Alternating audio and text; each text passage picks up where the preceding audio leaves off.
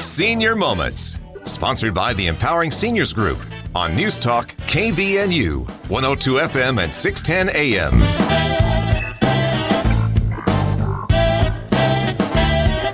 And good morning, everyone, and welcome to the Senior Moment Show. My name is Bryce Patton, here with the little bit riled up and wonderful Sid Roeder. How are you today, Sid? You had to say that, didn't you? I am great. Thank you. You are great. No, I'm excited. I like the passion about what we're going to talk about today. I think it's something that we need to talk about, and it's going to be a good show. But before we go into that... I agree. It's passionate. Yeah, passion. I like the passion. Well, do you want to tell us about our sponsor before we get rolling into this? Yes, I'd love to talk about our sponsor, which is the Empowering Seniors Group, which our guest today is also a member of. We'll get to that in a minute. The Empowering Seniors Group is a group of professionals that has dedicated their time and effort to provide information to seniors, their family members, caretakers, and all those wonderful people that listen to us every Saturday. If you'd like to learn more about the Empowering Seniors Group, you can do so online at empoweringseniors.info, or you can email us at empoweringseniorscv@gmail.com, and the CV stands for Cache Valley. And lastly, if you have any suggestions for the show, any questions, you can call me personally at 435-512-6406. Awesome. Thanks for doing that. You were nice and calm during the whole thing. It was great. So today we have Justin Wall with Wall Estate Solutions with us. You're a member of our Empowering Seniors Group, and it's great to have you back. Yeah, thanks for having me. You know, this is it's a pretty interesting show that we have because Sid, if you guys have listened in the past, she has had a situation where we've been brainstorming and trying to work out different solutions. And Justin, for you on your end, you really work with families to try and fill those solutions. So that's kind of what we're getting in.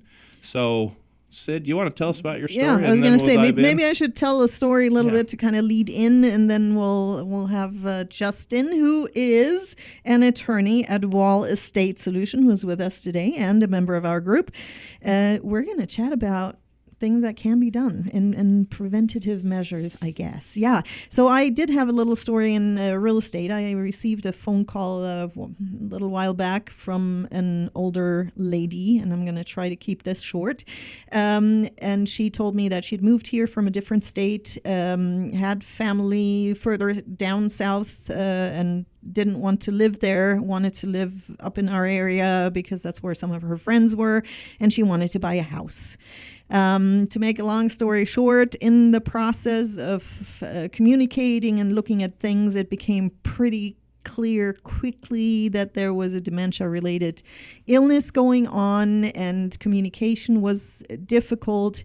And I became to realize that she was in a hotel up here without family members and already previously contacting other real estate agents, and kind of on a silver platter to be abused financially or taken advantage of. It was really a sad story. And so I went on a little bit, because if you listen to the radio show, you do hear that I'm a little passionate about seniors and their well-being.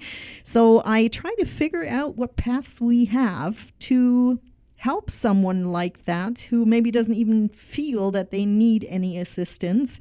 And I contacted several organizations that I was sent to just to learn that there is no legal way to intervene unless I observe something that happens, any form of abuse. There's no one that can check on them.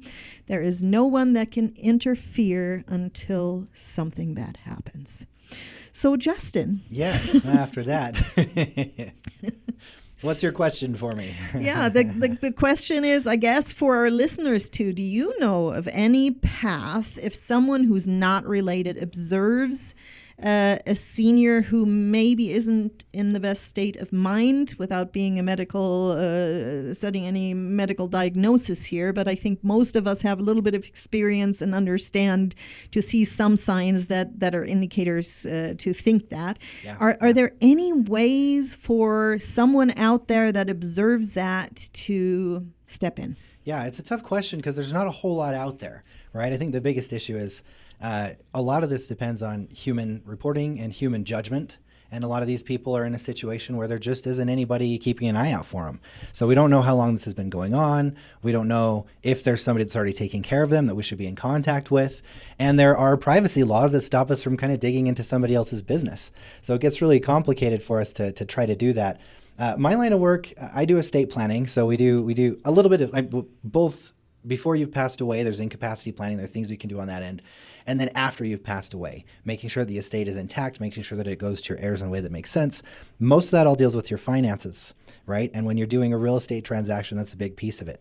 So for what I tell my clients to do when they come to see me, the best way to handle that is to take preventive action and to say, hey, as part of our estate plan, we need to make sure that we have somebody in place that's named formally that can manage our finances for us, that can do real estate transactions for us, that can make a judgment call as to whether we need to buy a new house out in the middle of Utah, 50,000 miles away from anyone we know. All of these are things that when you get into dementia and Alzheimer's and they're judgment calls, and your judgment is in question at that point, and it becomes really difficult to say, well, as the realtor, does this person actually need this house, and do they have the mental capacity that they need to legally sign the transfer documents, and so on and so forth, without somebody in place? Which is why we always, as a matter of course, whenever we set up an estate plan, we're at the very least we're naming somebody that can step up and do that for them if they become incapacitated.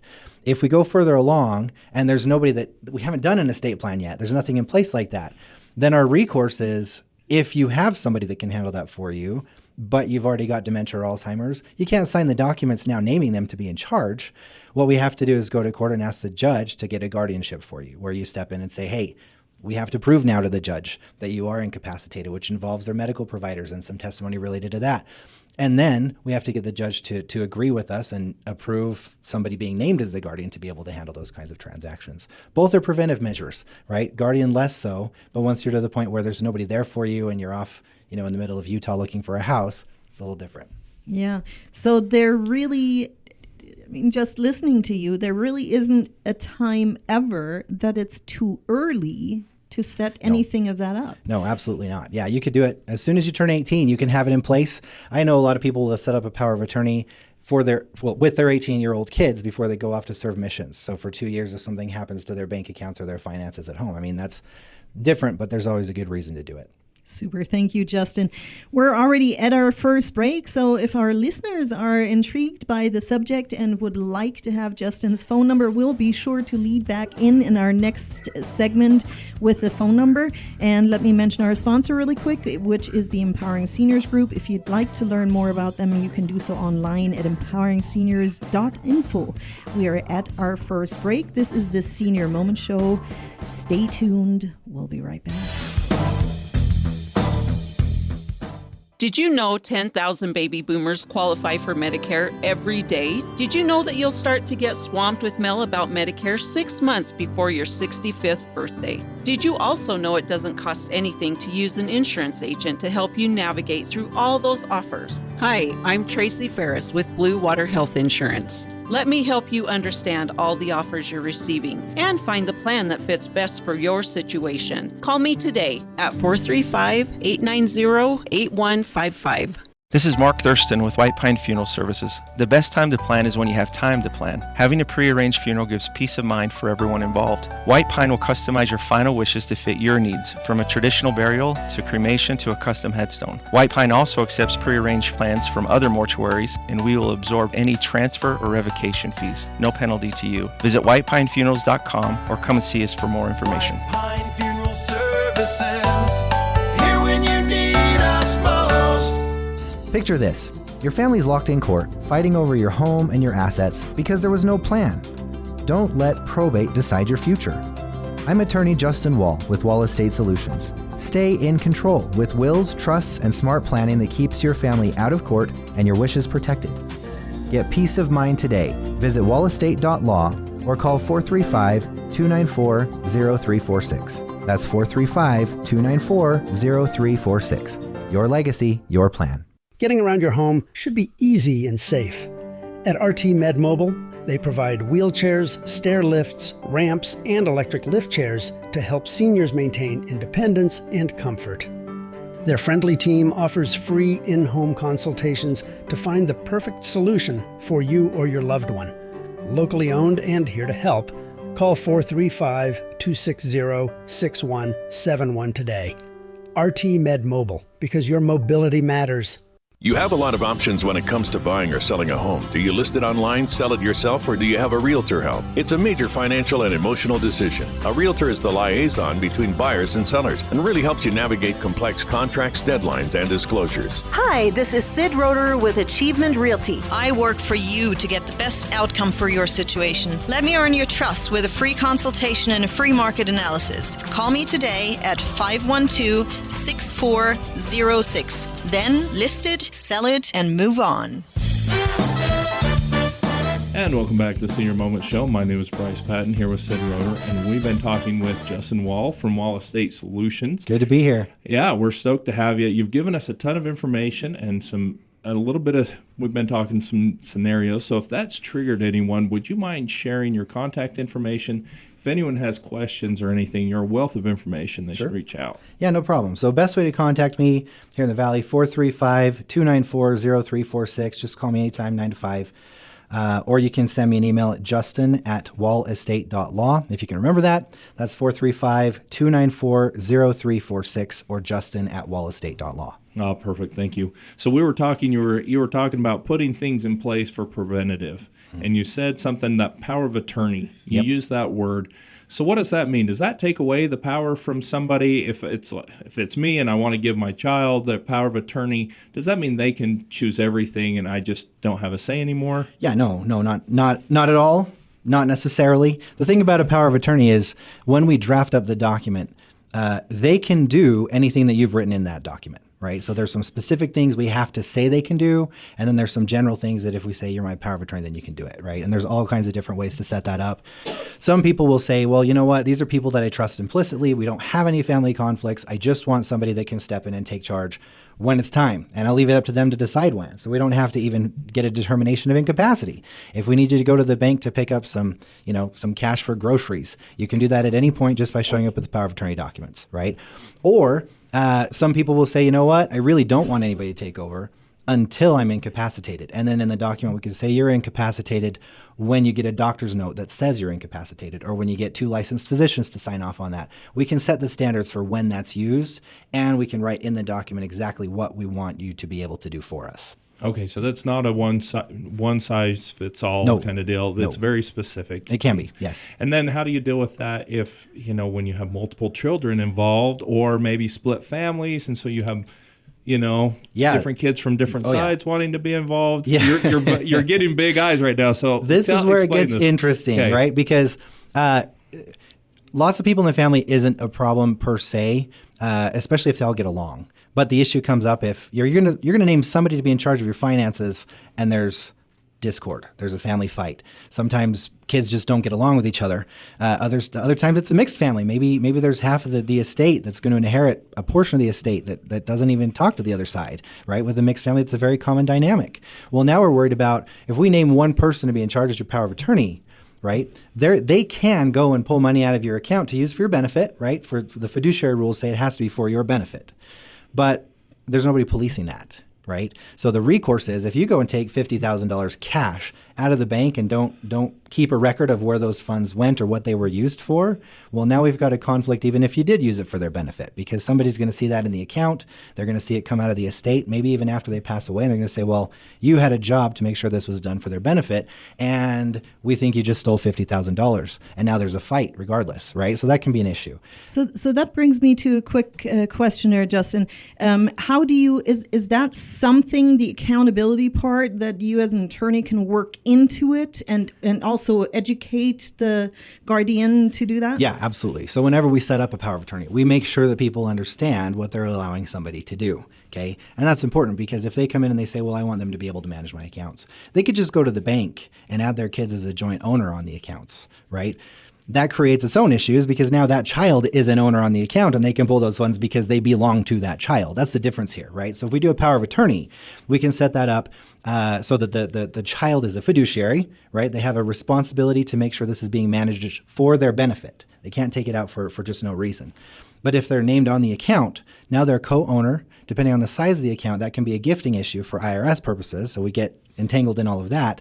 And if they take out $50,000, the other kids don't have any recourse, even if they use it to buy themselves a private boat, right? So it doesn't, there are a lot of different directions that could go.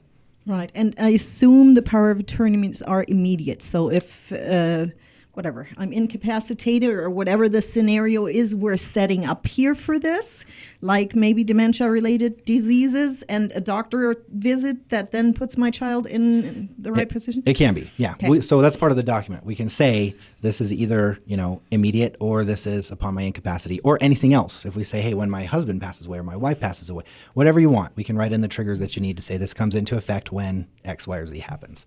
What about with those mixed families where you might have two different sets of children and then the parents come together, and how do you work with two different sets of kids? Yeah. In there? Can you do two different power of attorneys? Absolutely. Or is it just one always? Yeah. So the recommendation normally is, if it makes sense, we want one person, because now we've got one person that's the go-to, that's handling everything. We don't have to get a bunch of signatures. But the situation you just raised is one of my exceptions. If we have two sides of the family, well, now if we have one person in charge, that one person's on one side of the family and the other side of the family that never knew these kids growing up might feel shortchanged, right? So the solution there, in a lot of cases, either number one, we can name a professional fiduciary and just say, hey, in this case, we want this managed so that if there's a fight and everybody's beating each other up, there's not a bad guy in the family. The bad guy can be the corporate guy that we're paying to get beat up, right? Essentially. Or the other option is when we maybe have more trust for the people that are on each side of the family, we can name one member from each side of the family to serve jointly and to be able to act together. Okay. Now we like to do that because it gives representation to both sides of the family. It does make things more difficult, and I do tell this to the clients that decide to do it, because now we have to get signatures from both of those parties in order to get anything done. So if they want to buy a home, or if they want to open an account, or they want to pull funds out of the account to spend on their care, anything like that, we've got to get the sign off from both parties. Now, there's a reason for that, and that's that we're protecting the estate, right? We can't let one party just take over that if there's going to be a conflict dynamic. And that kind of offsets the downsides of having two people have to sign those off. But that's generally the direction we'll go with one of those two options. So we're almost at our next break, but I've got one quick question. How often do you experience that people are actually fighting and has to go to court? Oh, yeah. So those are the ones that take a lot of my time, right? I wouldn't say they're a lot of the percentages of people that come to my office, because most of what I'm doing is estate planning. We're trying to avoid that. That's the idea. But when they do come, it can get pretty nasty, or it can be open and shut. And somebody's in the wrong, and we just write them a letter that says that. Just the fact that we're getting attorneys involved sometimes will turn people off. Otherwise, we're in court for 2 or 3 years. How often? I'll get one case maybe every 2 or 3 months that'll come through that'll have some kind of litigious problem related to it. Okay. Well, we're almost at our next break, so this leaves just enough time, Justin, for your phone number and location maybe. Great. So phone number 435-294-0346. That's 435-294-0346. My location is South Logan. It's 701 South Main Street. It's just the Adams Wealth Management building down there. And if you want to reach me by email, it's justin@wallestate.law. Thank you. This is the Senior Moment Show. We'll take a break. We'll be right back. Are you tired of feeling unwell and not knowing why? At Next Level Health and Wellness, we hear you. We specialize in uncovering the root causes of your discomfort, whether it's gut health, hormone imbalances, or emotional and mental blocks. With personalized plans, advanced lab testing, and evidence-based holistic nutrition practices, we guide you toward lasting health and wholeness. Awaken your healing potential with a team that listens, understands, and supports you wherever you are. Visit nextlevelhw.com to start your journey to feeling better today. Picture this. Your family's locked in court, fighting over your home and your assets because there was no plan. Don't let probate decide your future. I'm attorney Justin Wall with Wall Estate Solutions. Stay in control with wills, trusts, and smart planning that keeps your family out of court and your wishes protected.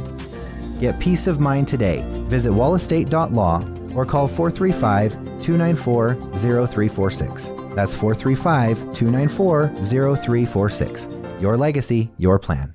It's tough knowing how to care for an aging parent. Mom has always been there for me, but now I need to be there for her.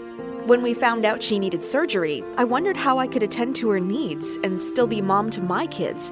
I was so relieved to learn about transitional rehab at Maple Springs in North Logan. From the nurses to the physical therapists, it was like their whole staff was focused on helping mom get better.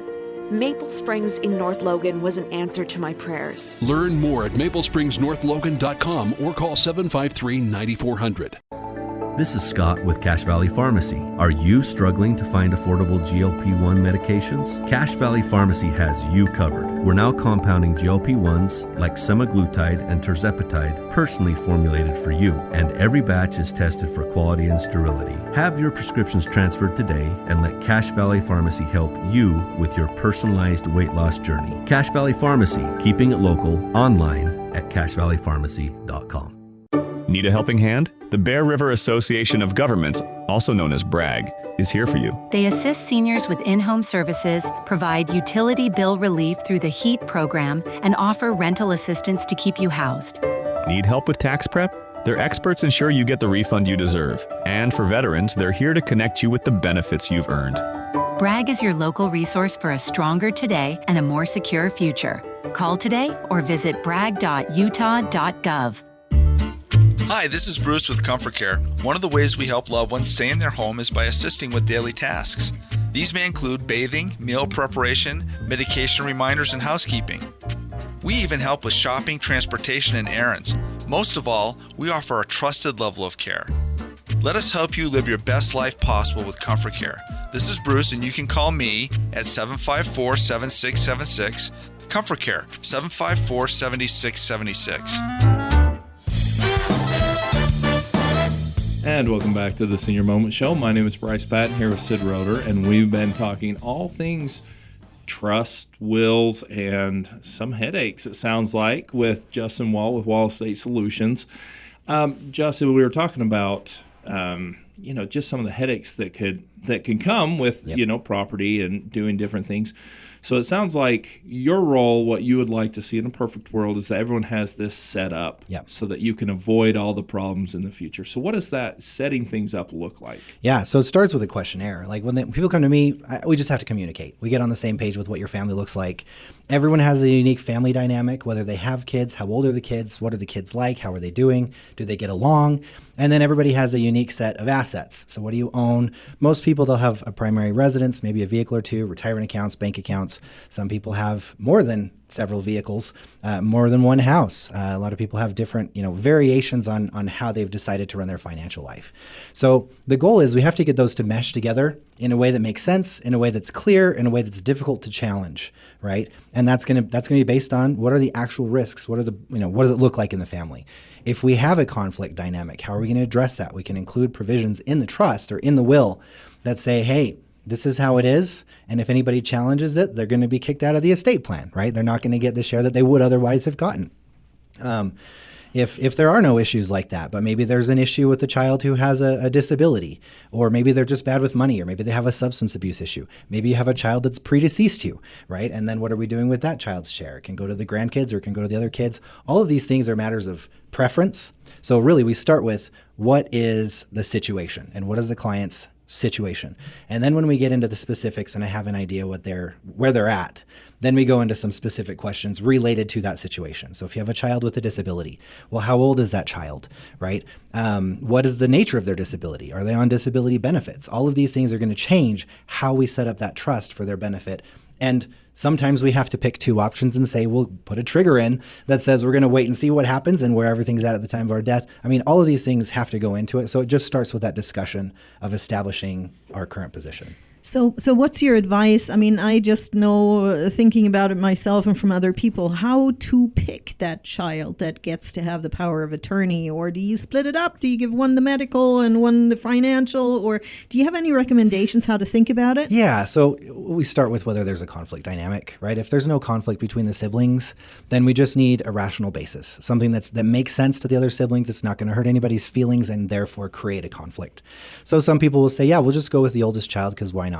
Other people say, well, the oldest child may not be the best with money, so let's go with the second oldest or the youngest or whoever. I mean, find a reason, right? And put that reason in a way that makes sense to the kids are going to respect, but also somebody that's going to carry out your wishes. Maybe more importantly, somebody that's going to carry out your wishes even if there is a conflict. So we start there. And then that's often a discussion for the clients. I don't make that decision for them, but once I have an idea, who the kids are and what they're up to and what they're capable of, we can give advice from there. Do you find that they involve their children in this a lot by asking, or do they just say, "Oh, I kind of know already"? For the first conversation, I never let them involve their children. Even if the children come with them to the meeting, I have to have them sitting out of the room. And the reason for that is because we don't want to get involved where there could be a claim for undue influence, right? If there's a claim by any of the other siblings that the one sibling that came to the meeting with them was the one calling the shots, then that's going to weaken the strength of the plan. So leave them out, right? We want to make sure that this is mom and dad's will, that this is carrying out their wishes, and that we're following through with that. And then after I've had a chance to talk to them for the first meeting, if they say, well, we want to bring everybody in and have them have a family conversation with the attorney in the room, I'm happy to do that. It's not part of my normal process, but often enough I have done it just because they've requested it. I do get a lot of questions from people that say, well, is this something we should show our kids? Is this something we should give them now or wait until later? Usually we recommend giving it to them sooner than later and making sure that if there are any questions or issues, that those get resolved. So if Jimmy thinks he's going to get the shotgun and the trust doesn't say so, dad's around to talk to him about that before anything becomes a problem. Yeah, I think that's really relevant because, we've had some family experiences too where the same thing was promised to all of the grandchildren. Yes. That can be problematic. Yeah, I don't even know. It sounds very complex. How long does it usually take to set up a trust, Justin? 2 to 3 weeks is my process from when you first meet with me all the way through to where we can sign the documents.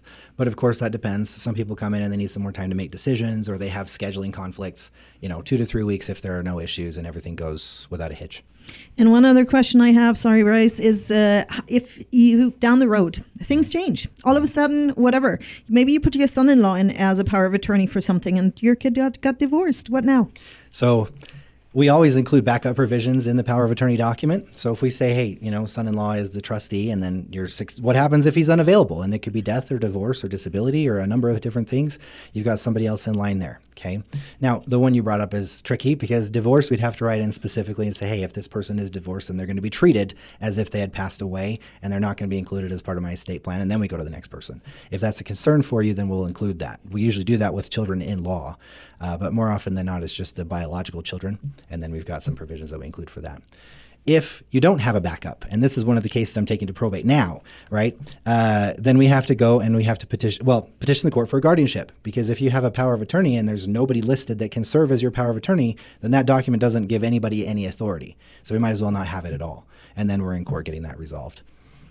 Thanks, Justin. We're sadly at the end of our show, and I sense that we have several other shows coming up talking in detail about some of those things. So before we leave, your contact information one more time. Yeah, so best number to reach me, 435-294-0346. That's 435-294-0346. Thank you. This is the Senior Moment Show. Tune in next week.